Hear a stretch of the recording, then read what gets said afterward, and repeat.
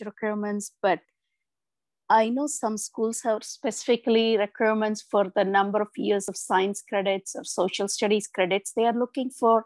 So I'm just wondering if the panel can go over what they are looking for, if it's different than the Montgomery County curriculum. So let me just make sure that our panelists know, for our curriculum, students need 4 years of English, 4 years of math, and then it's 3 of science and 3 of social studies. I know it well. Blake, I went to Blake for high school, but so a little around the beltway there, but similar to our answers from earlier, your graduation requirements is what we require.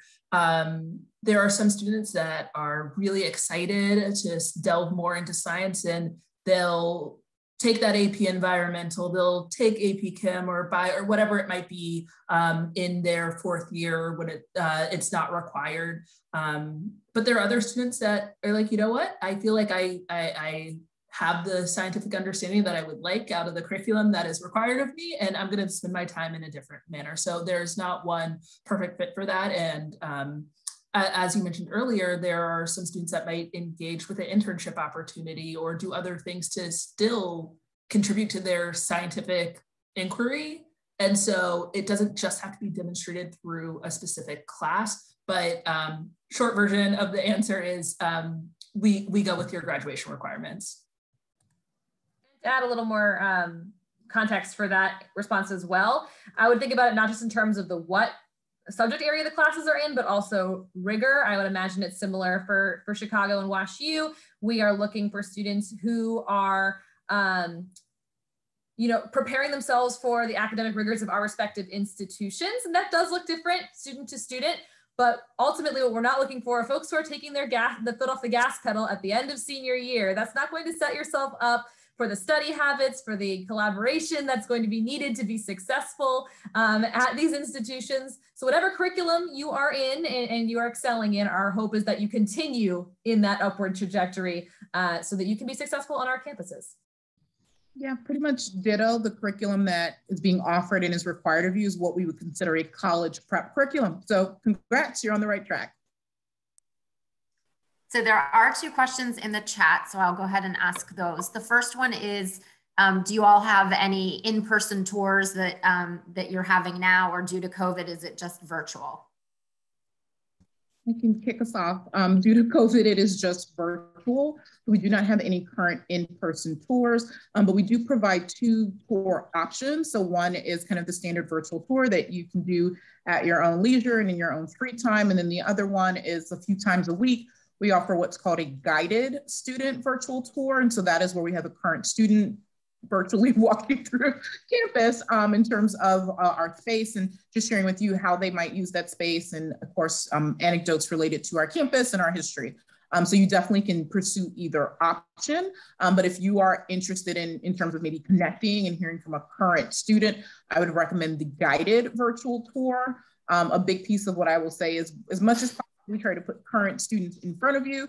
So consider that, or even doing an information session with us, as we do have a student panel as a part of our information session. So you do get to ask current real life WashU students questions about their WashU experience.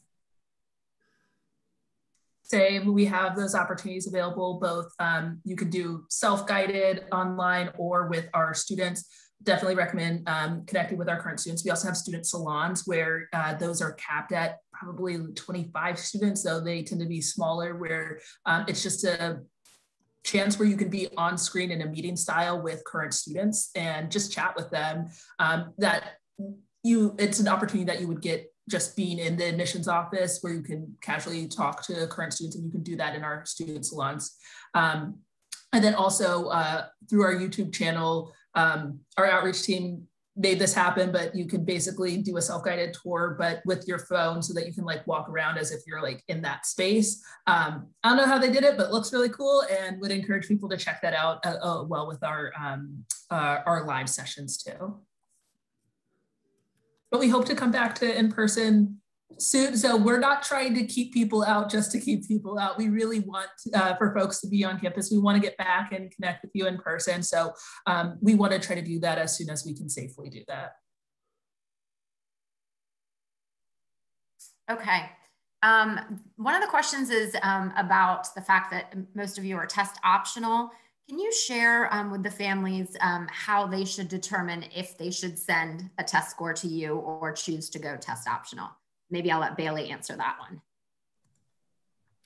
So the unhelpful part of the answer first is we're not going to give you a number because even in years where testing was required for everybody, or Chicago has been test optional for a few years now, so they're in a different context too. We still read holistically. It was still only one portion of the full application review. This year you have the opportunity to decide if you want that to be considered. You can look up our middle 50% ranges on our websites to get a sense of in traditional years where our students have scored. But I would pose it to you this way. Is your score something, if you have a score, is this something that you are excited about? Is it something that you feel demonstrates a skill? Is it something that you would like to be considered alongside everything else in your application?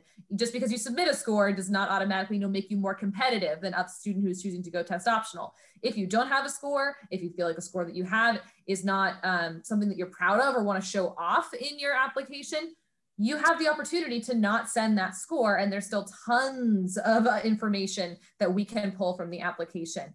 So my recommendation for you would be think about the story that you want to tell. Think about how you feel you can craft your strongest application. We've all taken students that submitted testing as well as those who did not. So you really have the opportunity, rather than to try to guess what we are looking for, compile your documents, compile your story in a way that makes you feel proud. Thank you.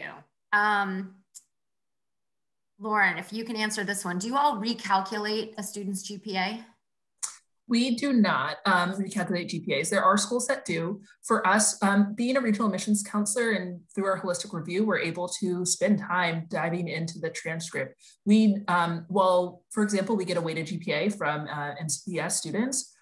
We know that AP credits, IB credits weight the same as honors classes. Those are not the same in terms of for certain classes in terms of the work expectations. So even when we do have a weighted GPA given to us by a county, we are able to dive more deeply into what does the transcript look like, what courses are available. And again, within MCPS, the nuances of this school offers AP courses, a school offers IB courses. These are the expectations of students at the school that can vary within the same county. So as a regional counselor and through our holistic review, we're able to, even if we're not recalculating a GPA, be more nuanced in our understanding of a student's academic ability or success at their school. Yeah, WashU does not recalculate either, everything Lauren said. Thank you. Emma, can you talk about how, it says, how do high school courses translate to college course credits, if any? I think they're talking in terms of AP. Yeah, so the answer will depend on the institution, but specific to WashU, generally speaking, we're looking for 4s or 5s on AP exams. If a student is doing IB coursework, typically 6s and 7s. In another life at another school, specifically not standard level, so higher level HL was what they were looking for with those 6s and 7s. But ultimately, admissions officers generally think of credits or even dual enrollment credits, so credits coming from a college or university in 2 ways. We think of it as one, rigor. Are you taking the most challenging coursework available to you, and how are you doing and performing in that coursework? And then the second piece, ultimately, when you say yes to us and you're coming, is actually your academic advisor then taking a look at that coursework to figure out how it might place in your degree option. So because WashU does not have a core curriculum and we only have 1 class most students will take, it makes it a little bit more challenging to say for sure what will transfer or not transfer, but typically 4s and 5s, A's and B's are better to see than perhaps C's. In those dual enrollment courses or anything lower than that, but ultimately an academic advisor, which is assigned to students the summer before their senior year, is the person who's going to go over that coursework and determine where it will fit and how it will place. For WashU specifically, we will take a maximum of 15 credit hours, and that can be a combination of AP IB or dual enrollment credit, or college or university credit rather than dual enrollment. For us, we specifically want to take credit that is not being double counted as it relates to your high school graduation requirements and things like that. So again, it is not bad to seek those rigorous courses and take them for admission purposes. It increases our excitement and confidence in your ability to come in and just rock out at our institutions, but understand that in terms of earning and getting credit and perhaps shortening your time at the institution, that may not always be possible. And again, it will depend on the institution. Okay, this question is specifically for Bailey. Can you speak to how your disability support services work for students that are strong academically, but struggle with anxiety and self-advocacy? Definitely, and I have a feeling my colleagues from other institutions might want to weigh in on this, but I think some of the overarching support systems are going to be very similar. So we have an Office of Student Disability Services, and just like any other campus office or advisor or staff member that you're going to have on campus, we're committed to having students thrive on campus, which means designing the experience to be for them and providing the accommodations that they need to be able to thrive. Like I said earlier in the big session, you know, once a student is admitted, we have the confidence that you are going to be successful, and we're going to hold up our end of that, which is to make sure that you have resources to do so.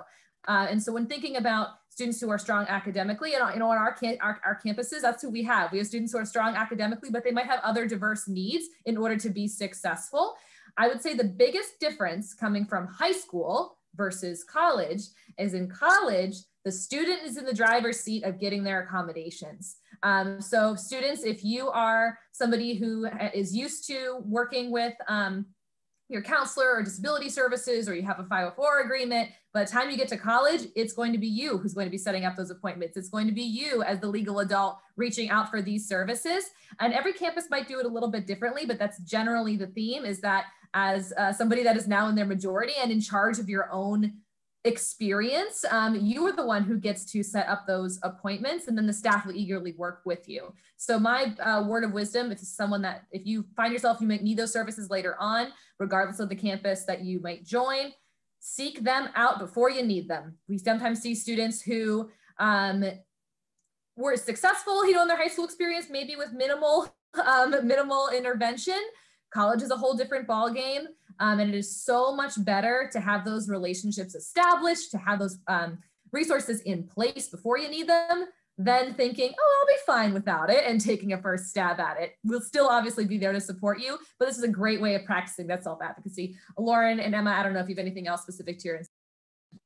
Yeah, nothing specific to WashU, but I would say for someone who does have learning differences, we often keep using the word fit. Think of fit as characteristics that are important to you to make your college experience successful. So if your learning differences are a part of something that you want to be, of course, in a place that supports you, that might be an attribute you want to add to your list, and lead your college search keeping that in mind. Ditto to both points. Thank you. I'm going to answer two of the questions in the chat pretty quickly.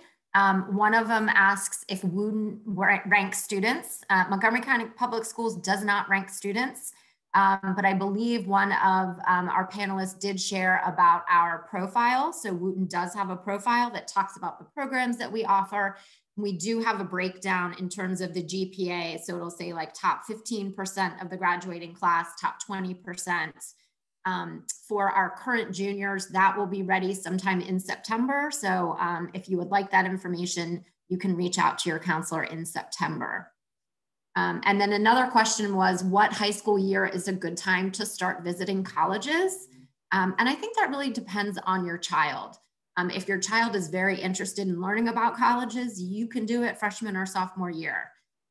We work with our juniors starting in December on the whole college application process, and we encourage students to start looking at colleges at that time. Typically spring break of junior year is a really good time to go visit colleges. So that's kind of what we suggest. But obviously, if you all are interested in looking at colleges freshman or sophomore year, by all means, please go ahead and take those visits. I do have a question for Lauren. How do you compare students within Wooten and then within Montgomery County? And then is there a max number of students that you're looking to take from each school? Absolutely, happy to answer. So first, I will start with, we do not have max numbers or thresholds for schools. While it's helpful to have that context, like a school profile, what are the expectations of students at your school, it's to understand what is available to you, what does the rigor look like, so that we could, when we have your application open, I say like we're reading paper, we're on a screen. When we look at your application, we have an understanding of what's available to you and what you are doing within that context, versus let's look at two applications next to each other of the same from the same school and judge, okay, which one are we going to take? Or, we've already taken a student, we can't take another one, or whatever that might be. It's to understand your environment, the expectations, and what's available to you. So there's no quota, no max there. That being said, we are looking for diversity in our student population. So it wouldn't make sense to necessarily take only students from MCPS and no one else from around the country or the world. So that does factor in that we want to get a diversity of students from different schools, different backgrounds in the broadest sense of diversity. It is a component, but it's not to prevent competitive students from being considered, but instead to build a diverse community of learners that we're bringing to campus.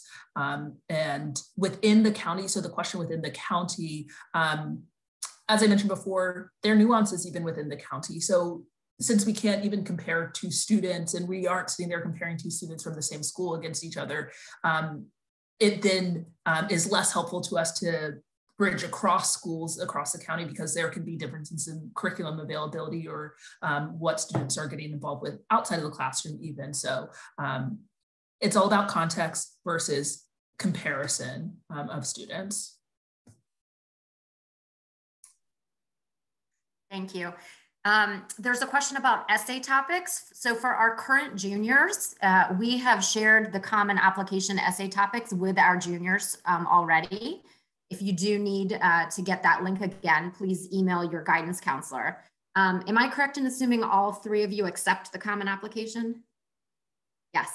So then if they had supplemental essays, those would be available when the common application becomes available, which is August 1st. So you'd be able to see not only that common application essay now, but you'll be able to see their specific essays in August. Also a tip, many times, including UChicago, release our essay topics earlier. And you can answer any of the past essay prompts as well for our uncommon essay. So students even, it's not a detriment to your application if you find one early that you like, answer that one, not a problem. And also many of the schools that have a UChicago essay, that stays the same. So this isn't to say, got to get it done the day after applications open or whatever, but you can take some of that stress or the burden from senior year and do some of that work in the summer when you might have a little bit more time. Thank you. Our school has an AOIT program, Academy of Information and Technology. And so a parent is asking, are students able to get college credit for that? And does that assist them in getting into college? That's something you look highly upon.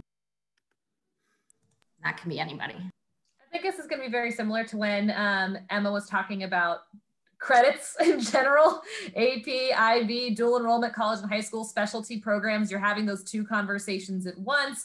We are looking for students who are taking advantage of opportunities that are available to them in their specific high school, not even another school at Montgomery, in Montgomery County, as Lauren was saying.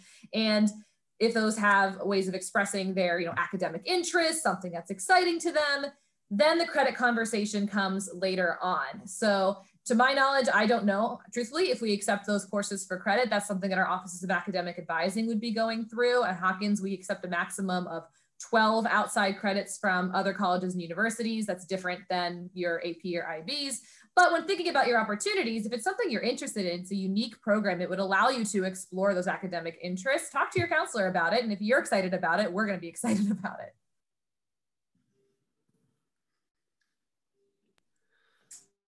Thank you. How computerized is the admissions process? For example, if UChicago gets 25,000 applications, would you use an algorithm to shortlist 5,000? Well, I can say in a year where we got about 37,000 applications, we did not use an algorithm to aid us in the process. So we want to try to get to know you as best as possible, and an algorithm at this point cannot do that. And so again, short version of the answer, I could give a much longer version, but I know there are some institutions. So I know there was questions about recalculations of GPAs, things of that nature. And there are some institutions where they're at a number where they do have to put in an algorithm to see, you know, is a student fitting these certain parameters. But there are many institutions like U Chicago where that is not part of the process. Is that different? I'm assuming Bailey and Emily, you're okay. It's a human process.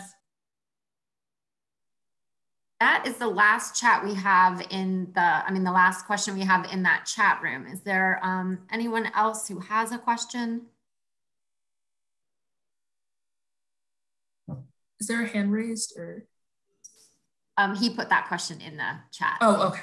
Yes, thank you.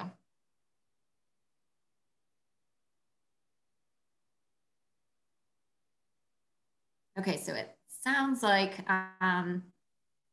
in a couple minutes, we're gonna allow you all to switch to the other room so you can ask questions to the other panelists. So if you just bear with us, and if you think of a question during this time, please by all means put it in the chat.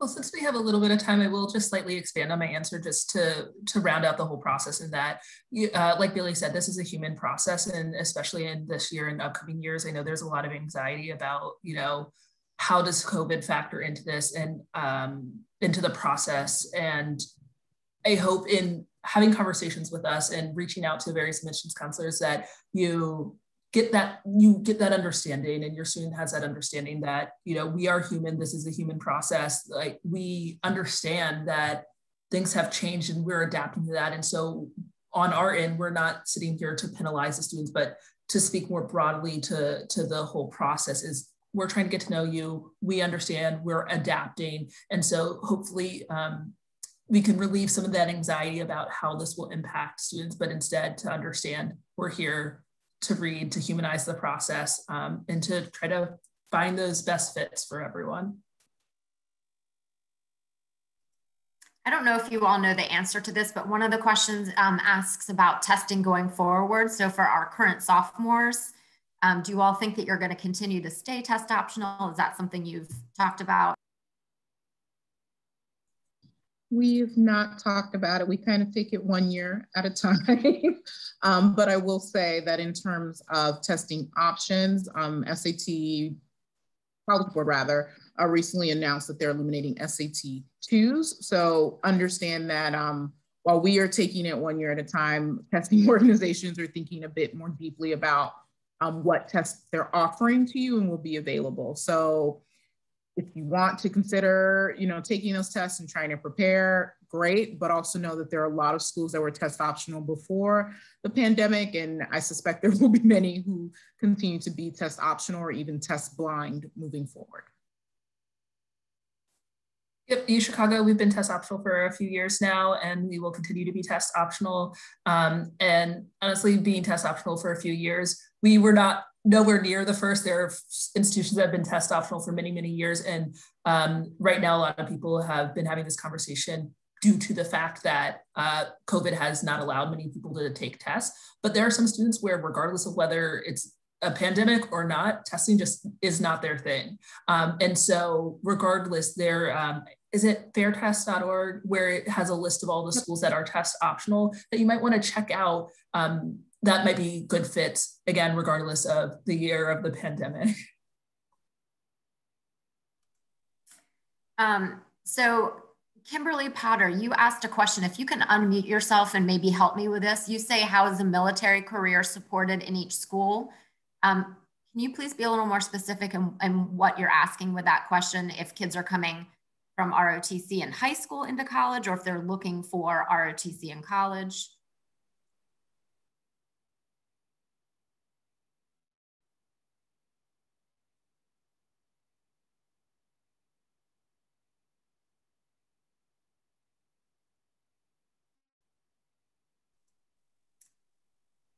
Okay, if any of you have ROTC programs, looking for ROTC in college. Okay, thank you. Do you all have ROTC programs? We do.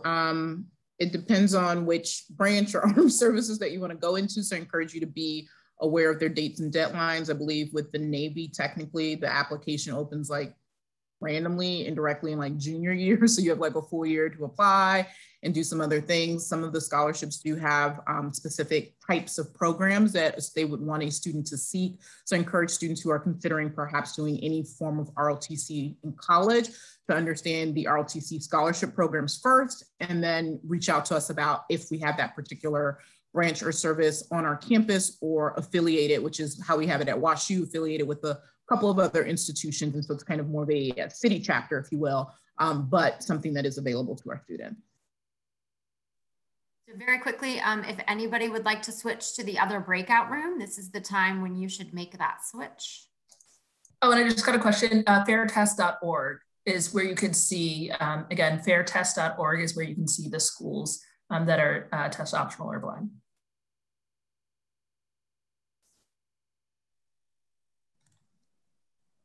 I was going to say, to add on to the ROTC conversation, another great recommendation is the ROTC scholarship and ROTC enrollment process is separate often from the Office of Undergraduate Admissions. So students might be going through their recruiter, they might be getting recognized for scholarships and ROTC. Excellent, still have to submit an application for admission and still have to be admitted to that school. So those are two different processes, and your admissions officer and the ROTC recruiter will be very helpful with both of those. Thank you. Emma, I'll direct this one to you. Can you talk about when you do look at testing, how do you evaluate SAT versus ACT? Yeah, we actually consider them the same. If you Google something called a concordance table, it'll give you kind of a rough estimate of kind of what a ACT score is roughly equivalent to an SAT. So we actually don't have a preference. What we do find is for schools that are generally like what we would say on the coast, there tends to be more SAT testing, whereas the Midwest in years past used to be more ACT testing, but a lot of that just had to do with what your school districts chose to purchase as their in-school testing option. And a lot of that is changing across the nation, but we don't have a preference. We'll take either one, and we understand kind of the rough concordance between the two. Thank you. I believe this question was answered earlier, but I'm going to ask it again for parents who are coming in, parents and students that are coming in late. For SAT optional, is there a score level you recommend my child submit? For example, if they scored above 1200, is it beneficial to submit the SAT score? I think Bailey answered it best earlier, but ultimately it's going to depend on you. What I find is our school counselor or college counselor counterparts often will work with families to look at the middle 50% of a school so that you can imagine in a pre-pandemic scenario year that this is what perhaps would have been the middle 50 for a school. And again, a middle 50% is simply just saying that is the average of the incoming test scores of a particular class. Schools are able to admit in and outside of that range every single year. So definitely do not use the middle 50 as you must be in that range in order to be admitted. Unfortunately, there are students who are in that range and above it with a perfect score that we do not always say yes to in terms of admission. But you should really work with your school counselor to kind of, again, figure out your strategy as it relates to sharing and communicating your test scores with schools that are test optional. But ultimately, if it's something you're proud of and you want to share and you feel that it adds value to your application, then you should consider providing that test score. But if you do not feel that way or you don't think it will add value in that way, you can apply test optionally. Again, it doesn't really change how we review or really think of your file. We're like, great, testing, great, no testing, and continue to move forward, understanding all those other pieces. That did remind me of one other thing I do like to mention, if it's still like Naviance, that I think there's a lot of helpful information, but as Emma and Bailey have mentioned, it's just one piece of a larger puzzle when you have the graphs that give you your chances or whatever it might be, that with the published middle 50%, when you're looking at those graphs of GPA and testing or whatever it might be, that it doesn't tell a full story. So there's so many components, but don't show heavily to just here's a specific number. That's why we don't give numbers of, you know, this is why you should submit scores, this is why you shouldn't, but to instead think about the whole picture and not just fixate on those numbers.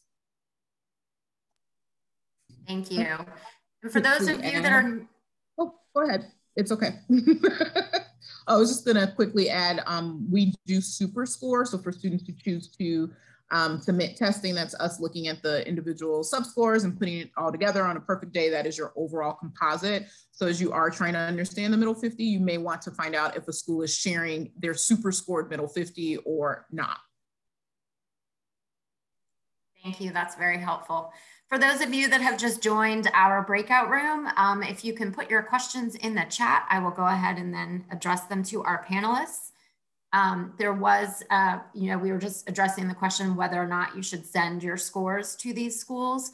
Please note that that's part of what we do as your counselor. We will help you determine if you do have a score, if it's something you should be sending to one school or the other. So that's what we're here to help you out with. So please don't stress about that. Our next question, and I'll just go to Bailey for this one, and then if everyone has a different answer, you can share that. What are some of the important things the admission office looks for in terms of scholarships? Sure, and I can give kind of our two-pronged approach here that might be similar with my colleagues as well. So when we're talking about funding for college, we have two streams. You have scholarship or merit-based. This is based off of not necessarily need or financial need, academic or experiences that you've had, and then need-based financial aid. At Hopkins, the vast majority of our funding comes through need-based financial aid. So the FAFSA, the free application for federal student aid, the CSS profile, an additional financial aid application, tax returns, and maybe other documentation depending upon your family circumstances. And we meet 100% of demonstrated financial need, which means whatever difference there is between what you and your family can provide and it costs to attend, we take on through funding that does not need to be repaid. We're fortunate enough to have grant-only funding. And that's where the bulk of our resources come in. That's the best way to find out your financial match with Hopkins. Merit-based scholarship, so not necessarily tied to financial need. We do offer some merit-based aid. It is more limited, certainly, compared to the financial aid that we offer on the need-based side. But for students, there's nothing additional that you need to do. We don't have set deadlines for this beyond the admissions application deadline. There are no additional requirements. We simply review the same admissions application again for the same qualities we look for in our students, you know, academic character, impact and initiative, match for the institution, and that's what the admissions officers are going to award the scholarship for. So all the same attributes the students, admitted students have exemplified in the process is what you can do. So continuing to be, you know, a strong student in and outside the classroom are how you can prepare for those things. But when thinking about Hopkins, and I wonder if it's going to be similar with my colleagues, merit-based scholarship should not come into the main calculation of whether or not you can financially afford a place like Hopkins because it is so much more limited. A small number of our students are going to receive it. Think instead in terms of the resources for need-based financial aid and the calculators that we have online for that. Ditto. Yeah. Yep. We do have a supplemental essay that we use for merit scholarships. So I would say part of that this conversation is also about understanding when people are asking for essays. Scholarship essays may perhaps differ from the essay that you would put in the Common or Coalition application. Our essay question essentially is just asking you to talk about your passion, but we want you to do it within an academic context because again, it is an academic or merit-based scholarship. So understand when you are maybe filling out that like supplemental essay, at least for WashU or other schools perhaps, they're asking you something and making sure you're answering that question, but overall your application for admission is what we'll be using. And we are very similar to Hopkins and U Chicago. Thank you. Lauren, I'll give this one to you. Do you have a specific criteria to sift through applicants as a first step elimination round? Like for example, do you look at SAT scores and eliminate all students under, for instance, a 1300? Happy to take this again. So no, we don't have a minimum GPA or testing to sift through. We look at all students and all parts of their application. So there's no cutoff of, you know, we won't look at it if it's under this score. We want to try to get to know the students as best as possible. And the SAT score or the GPA does not tell us the whole story. Thank you. Emma, if you can talk about how many AP classes a student should take. Yeah, the same way I would not want you to take 4 gyms and 3 musics your senior year, I also do not want you to take 7 APs and be like really, really stressed out and not enjoying your senior year. To us, AP is considered, at least for your school district, that kind of the highest rigor that you can pursue or one of those options. So what I hope is over a 4-year period, you're gradually increasing the difficulty of your coursework. And if you happen to be maybe angled in a particular direction, let's say maybe you're thinking engineering and you're really leaning into math and science, that is okay. It is not a bad thing. I think a lot of times people are very well focused on being quote unquote well-rounded. I often joke well-rounded is dead. What I'm interested in is breadth and depth. What I want to understand is, again, what you are interested in, what you're passionate about, and how you've been able to explore that. So still thinking about like the engineering thing, maybe you've taken several math and science courses, but you really find that, you know, physics is really your jam, and you maybe got involved in robotics in 6th grade and it's something you've kept up. To me, that is indicative of, again, of a passion related to engineering and understanding things and STEM and all of those hard math and science components, right? So those are things that are exciting for me to see and, again, understand. But we aren't saying you need to take like 7 APs, and if you take 7, it will guarantee admission into our institutions. Unfortunately, it doesn't work like that. It is not math. A plus B is not going to equal C in this case. I definitely would say college admissions is more of a art form than a formula as it relates to institutions of our type. Thank you. We do have a question. This one I can answer. Is it bad if you retake a class? And the answer to that is no. Colleges will actually not even know that you've retaken the class, because if you get a higher grade the second time, it replaces your first grade. So both grades will not show up on that transcript. And then the next question that follows up on that is, does a semester C hurt your GPA a lot? And I think if you have, you know, 1 C, I don't think that's going to kill your GPA. I think if you are starting to get a whole bunch of C's across the board, that's when it will start to hurt that GPA. And also, I think, you know, we want to see upward trends, and things happen. And so don't worry if there is a slight downtrend or whatever that might be. But, you know, sometimes the adjustment to high school takes a little bit of time. And so we'd rather see upward trends versus downward trends. But that also leads me to additional information. That's a great place to put anything that we need to know to contextualize your application. So say maybe there is that bump, or there are extenuating circumstances. Let us know. You want to make sure that we're not guessing through any part of your application. And so if there's anything that we might not know just by reading what is in front of us, what's required of you, fill us in. Again, it's a human process. We are humans. We want to try to understand as best as possible. So additional information is sort of that catch-all where you can fill in that context for us. I'm going to ask a question that I get a lot from students, and I know panelists, this is one of the questions you probably dislike having shared with you the most, but would you rather see an A in an honors or a B in an AP class? Bailey, I'll let you take that one. I mean, the real answer is the A in the AP, but ultimately, you know, it does come down to how you are prioritizing your time, how you're utilizing the resources that are available to you. And it truly is human and not formulaic. That 1B in the AP class is not going to be deterministic alone as with your admissions decision, just like the semester C we talked about, or just like the COVID section, or just like your decision to submit testing. These things do not work in a vacuum. They are all here together. And so from my perspective as an admissions officer, yes, of course, the snarky answer is we want you to be doing well in the challenging course. But I would position it to you to think, what do I enjoy? What are my strengths? What do I need to work on? And if there's things that I need to work on, how can I do that now? Because the skills that help me be successful in high school, whatever classes I'm in, if I'm practicing those, they're going to help me in college, where no matter where you are, the workload is going to be different. You're going to be in the driver's seat of this in some respect for the first time. And whether it's our institutions or other ones, practicing those types of skills of self-advocacy, learning from failure, however you define failure, is going to be so valuable later on. Thank you. I'm going to answer this next one. It asks about senior year schedule, and if you take an internship and a student aid, will that affect your GPA? So as a student aid, you do not earn a grade for that class, so it will not be part of your GPA.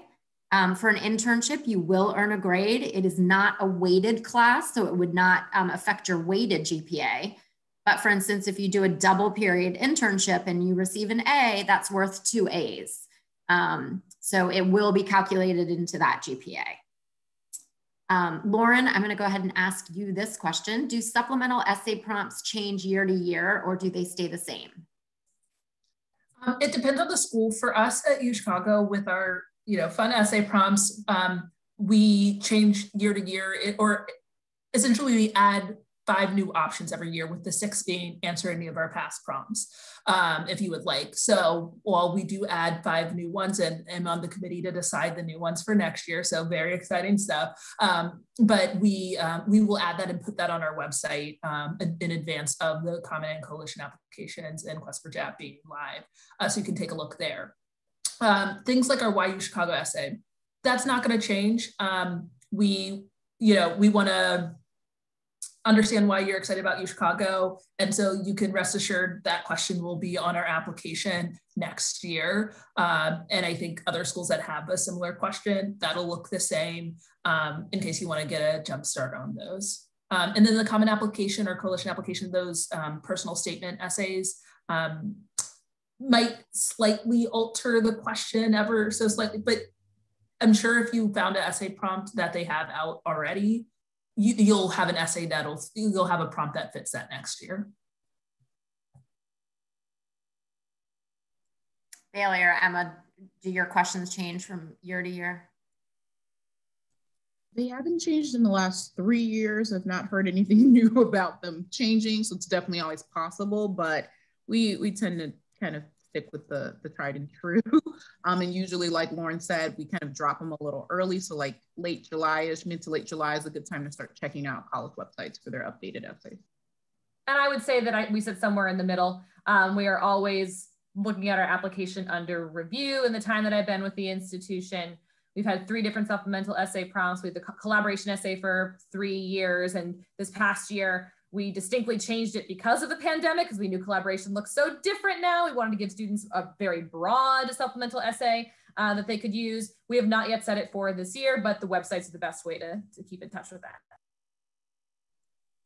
Thank you. Emma, I'll ask you this question. How much do colleges look at AP test scores, and will not submitting an AP score hurt your application? Yeah, that is a great question. So ultimately, when a school is, let's say, test optional, or maybe they are requiring testing, I don't know why, but if they are requiring testing, anything that you are submitting or giving to us as a part of your application materials, we are going to consider.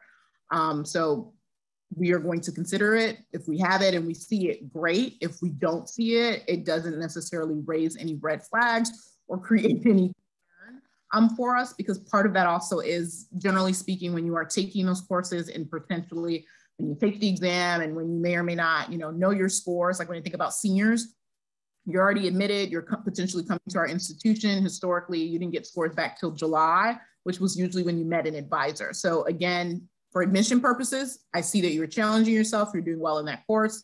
Your advisor sees you scored a 4 or 5, great. They can talk to you about what their course might fit and all of those particular pieces related to credit, but ultimately it doesn't create a red flag for us if you are taking an AP exam and you haven't shared those scores. But again, if you are doing well in those courses, it may potentially earn you credit, or again, you want to show us, again, you are scoring those high and top scores related to it. It could be in your best interest to consider sharing that information with a school that is, test optional or considers that additional, what we would call supplemental information. My understanding of schools that are test blind, you can share it. They're not looking at it no matter what. So again, you're really going to want to parse out when a school says test optional, what does that mean for supplemental materials like APs? But for WashU, the more information you can provide us, the better. But again, no red flags are created or triggered if you do not give us AP scores. Okay, we have 3 more questions, and then the evening will come to a close. So Bailey, I will ask you this one. So we have 75 student service learning hours in order to graduate. Students need to earn that. We do have an award, a meritorious award for 260.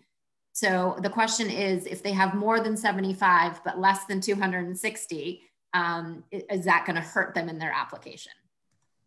It's not going to hurt you in your application. I mean, at Hopkins, we are not looking, we don't require community service. We look for students to be engaged outside the classroom. We understand that your high school and community and state require community service. And so we're going to take your school's requirement into consideration.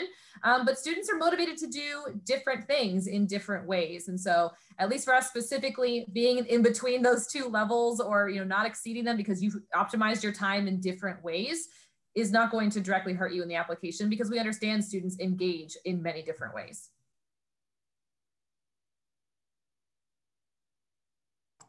All right, Lauren, how do college admissions compare a 4.0 GPA from a challenging high school like Wooten versus a 4.0 maybe from a less competitive school? Yeah, well, I think similar to sort of the conversation we had around better or, whatever that might be, it's hard to say, okay, these are, it's hard to compare school to school or across schools. And so because of that, we're not, taking a student from Wooten and comparing them to a student at another institution, similar to how we're not comparing 2 students within Wooten against each other for admissions. We're not doing that across schools. So when it comes down to it, it's all about that context. I say it 1,000 times, and sorry if I've said it too many times, but really it's all about that context and understanding your school profile, what's offered at your school, how are you doing, are you taking advantage of the rigor within your school? And we ask that same question of a student at another school. That rigor might look different, whether it's AP, IB, honors, non-honors, every student takes a certain standard curriculum. It varies pretty widely from the courses offered to how those courses are graded. So it's all about that context, understanding you as best as possible, which again, as a regional admissions counselor, it's really important to us. And so we have our relationships with counselors to ask questions if there's something that we don't know, but we also have school profiles, and it's all about that context. Thank you. And our final question of the evening, Emma, you get it. Does your college track how admitted students are doing in their programs? And does that then determine admission of future students? It kind of depends on the school. Big picture, there's a thing called a registrar, which you also have at the high school level. So generally they have that type of data. We in admissions like to know what's our retention rate. So how many students are continuing on their sophomore year. So that's kind of what we kind of track. But to get into like granular, these students from this particular high school, no. That is not something that we are tracking and digging into that. Again, your schools do a really great job in terms of preparing you for college, but especially being able to lean into things like your school profile and other, pieces of information that may be available. That helps, again, reaffirm that we are confident in your ability to come again to our institutions and be amazing. Well, thank you, Bailey, Lauren, Emma. You guys have been absolutely phenomenal tonight. Thank you for taking time out of your personal time to come and share all of this wonderful information with us.